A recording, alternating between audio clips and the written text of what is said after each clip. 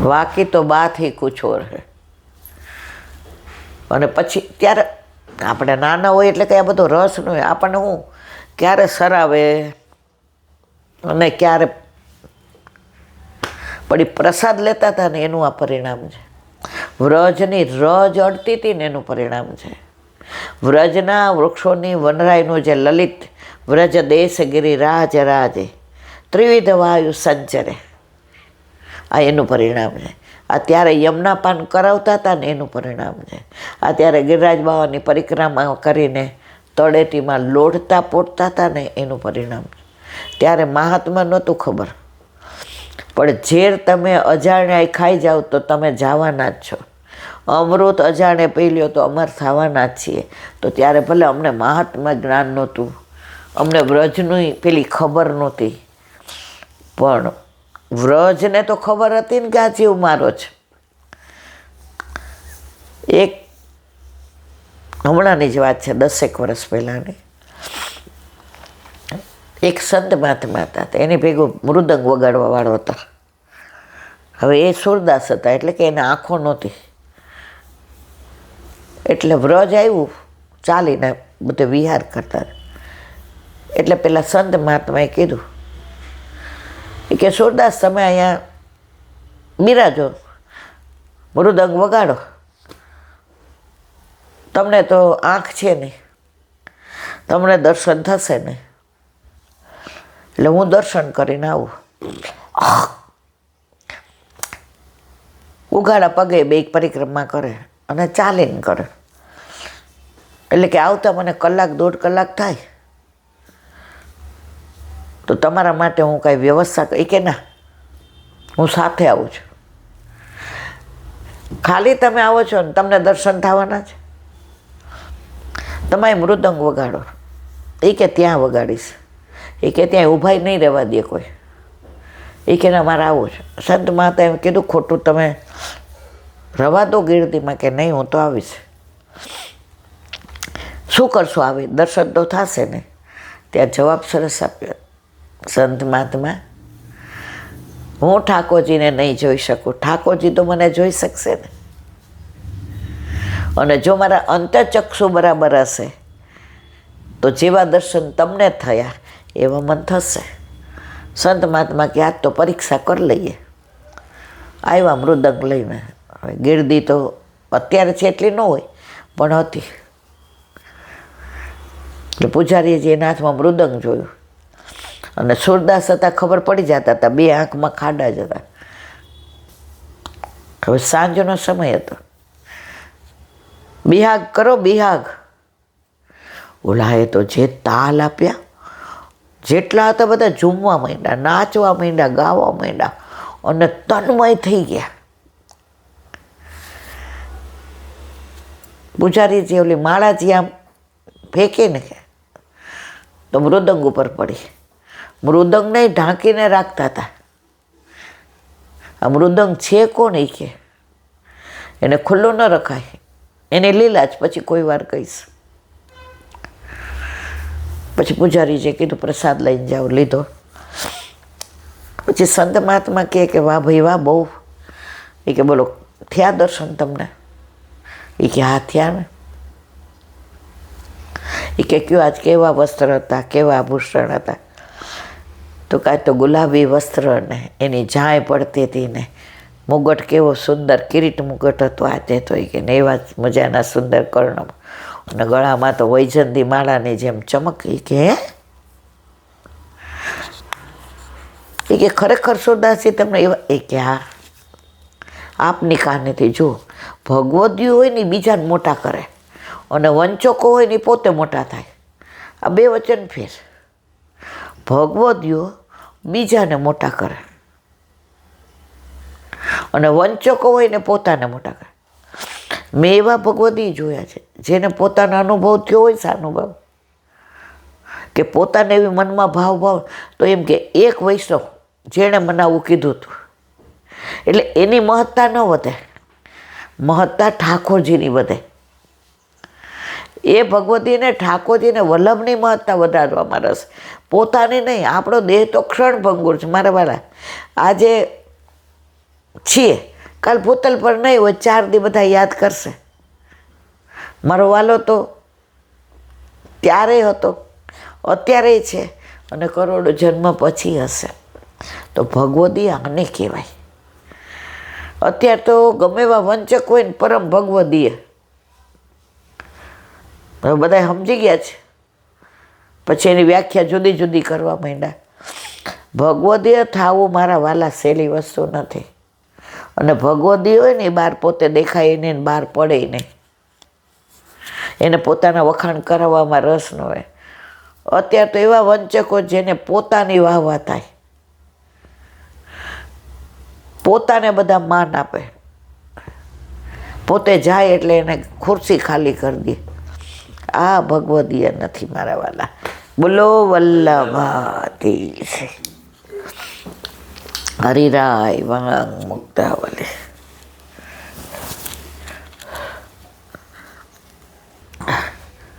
હરિરાય મહાપ્રભુજી કી જય. હરિરાય વાંગ મુક્તાવલી. વંદે નંદ વ્રજ શ્રીણામ પાદરેણુ મમિક્ષણશ યાસામ હરિત કથો ગીતમ પુનાતિ ભુવનત્રયમ. ગુજરાતી. એ વ્રજ સ્ત્રીઓના ચરણની રજને હું વારંવાર નમસ્કાર કરું છું. કોણ કહે છે? ઉદ્ધવજી. કે જે વ્રજ વનિતાઓનું હરિકીર્તન ત્રણેય ભુવનને પવિત્ર કરે છે. ઉદ્ધવજી આવ્યા ત્યારે જ્ઞાનદેવ આવ્યા હતા. ઠાકોરજી કે આ બૃહસ્પતિનો શિષ્ય છે અને જ્ઞાનનું અભિમાન છે કે આહા.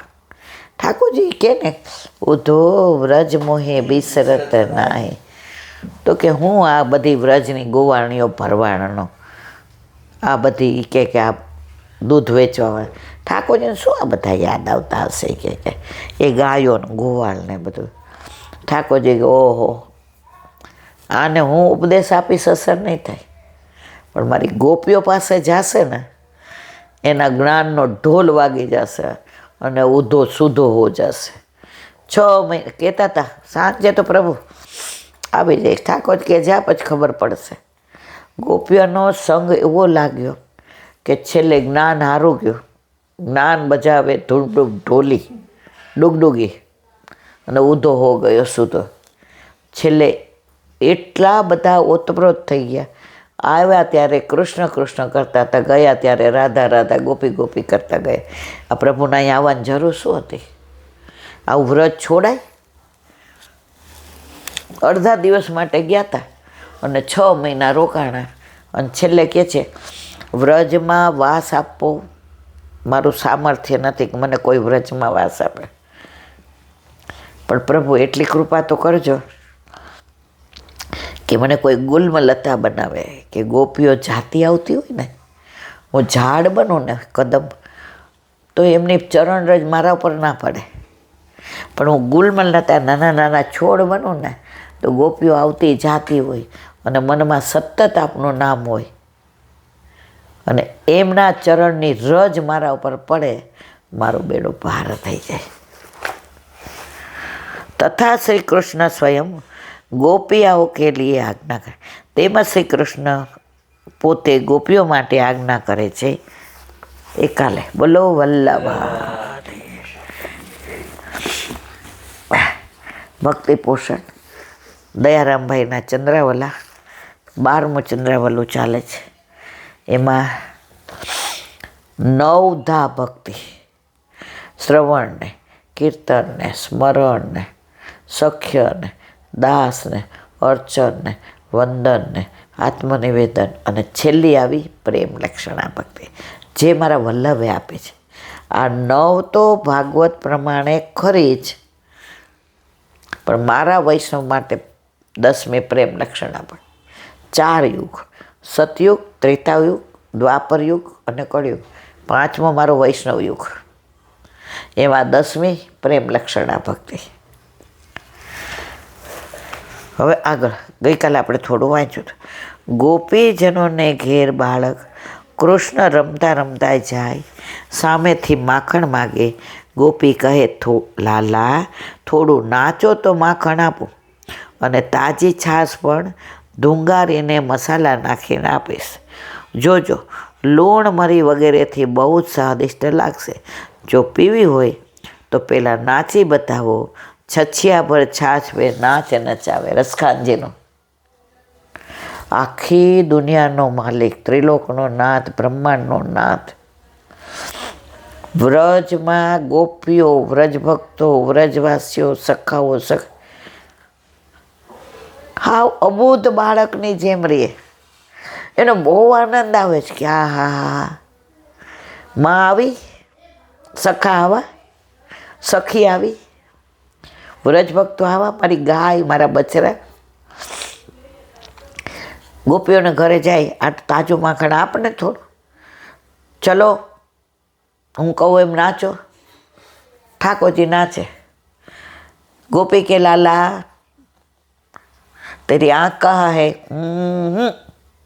लाला तेरा मुख कहाँ है? लाला तेरा कान कहाँ है? गोपी के नाक, गोपी नाक आम पकड़ी ली. हमने तेरा बोला था, तेरा और मेरा में भेद ही क्या है? मैं तो हूँ, तू मैं है. ये सब पूछा तो मेरा बताया. नाक बोला કરીને ખેંચી લીધું. હવે થોડી છાશ દે ને, માખણ તો ખવડાવ્યું.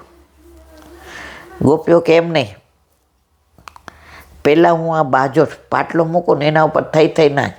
તા તા થઈ થઈ રી જરી કાય, મુકુટ લટક અટકી મન માય. તો ઠાકોરજીને અહીંયા કાંઈ પોતાનું નથી. ગોપીઓના વશમાં, નંદ બાવા યશોદાજીના વશમાં. એ ભાવથી આપણા ઘરે બિરાજતા આપણા ઠાકોરજી પણ આપણા વશમાં. અહીંયા ઠાકોરજીનું કાંઈ હાલે નહીં. તબિયત સારી ન હોય તો 10 વાગે જગાડીએ, અને બધું બરાબર હોય તો 8 વાગે જાગે, અને 2 શાક ને દાળ ને ભાત ને રોટલી ને કઠોળ ને કચુંબર ને છાશ ને મજાનું વ્યંજન ને બધું. અને ઠીક નથી કે બહુ ટાઈમમાં છે, મારા વાલા ખીચડીને દહીં આરોગો. ઠાકોરજી કે હા માં, મહિનો બરાબર ખાધું હોય ને, બહુ જ સારું હતું, બહુ સરસ. આવો મારો પ્રભુ છે મારા વાલા. તો પ્રેમ લક્ષણા ભક્તિ. તો 10મી કઈ ભક્તિ? પ્રેમ લક્ષણા. તે મુજબ 1 કટોરી છાશ માટે લાલા કનૈયા નાચી બતાવતા કિશોર લીલાઓ ગોપીજનોની પ્રેમ લક્ષણા ભક્તિને વશ થઈને પ્રભુએ કરી. પ્રેમની પરાકાષ્ઠા એટલે વ્રજ. જેમ ગોપીઓ કે એમ કરે. એક ગોપી કે મારી સાસુ બહુ જબરી છો લાલા, કે તું ચિંતા કરમાં, હું કાલ તાર ઘરે આવી. એ કે પણ એ છે ને માખણ બધું સંતાડીને રાખે છે. મારું ગોરધન આવે ને એને દે, પણ મારો તો મેળ જ ન પડે એમ. તાર સાસુ એવી જબરી છે. બીજે દિવસે આવ્યા, ઓ માસી કાવ કરો રી. कौन है? नंद का लाला. और कौन होगा? माँ बोल रही थी, क्या सच्ची बात? क्या बोल रही थी जसोदा? माँ बोल रही थी मौसी तो इतना बढ़िया मक्खन निकाले, लेकिन नसीब हो वो पावे. तो मैंने बोला माँ तू लेके आने. तो क्या ऐसे तो मौसी बहुत बढ़िया स्वभाव की है, लेकिन यहाँ लाके तू खाए वहाँ के लिए नहीं, तो वहाँ जाके उनके हाथ से, मौसी का हाथ भी ऐसा है, वो निकाल के दे ने लाला, तो ऐसो स्वाद तो बात ही मत. अरे मौसी के यशोदाजी आવું કહેતી હતી क्या? પણ મૌસી તમે રહેવા દેજો. બીજી વાર આવે, अरे नहीं लाला, अभी मक्खन निकालती हूँ. लेकिन अकेला ही आया कि ग्वाल बाल? बात तो सबने सुन ली मैया, तो सब आ गए. देख वाघ को चखाऊंगी तो को खिलाऊंगी. ओ मैया, लेकिन मकड़ा को मत देना, वो भी पीछे बैठे देख यूं जीव करे, यूं तेरे सामने. अरे थोड़ा वाको में दे देना न लाला। ओली वहू की अरे બોલો વિને કે આજા આજા આમ કરીને અરોગાવે, આમ કરીને અરોગાવે। ठाकुर जी की अब बस एक बात, क्या अब मैं तो कूदू। अरे लाला, अरे मेरे छोटे छोटे हाथ देख माँ, मेरी माँ भी मेरे हाथ से अरोकती है। माँ माँ से तू ले थोड़ा दे। અને આમ કરીને પાછળ ઓલી વહુને દઈ દે, આમ કરીને પાછળ વહુને દઈ દે। થોડું માકડાને દીધું, થોડું। मौसी एक बात बोलो, इतना बढ़िया माखन तो मैंने कभी चखो नहीं। गोकुल में इतनी गोपियाँ, इतने घोर, इतने व्रजवासी, ओ मासी तेरी तो बात। लेकिन एक बात, छोटे मुंह बड़ी बात नहीं बोल सक। अरे बोल ने लाला, एटला वखाण कर दीदा। मौसी तेरे ब्याह के बहू लाई है तू? हाँ नहीं मालूम, हाँ नहीं मालूम है, लेकिन मुंह दिखाई नहीं हुई ने, बस अभी मुंह दिखाई होने वाली।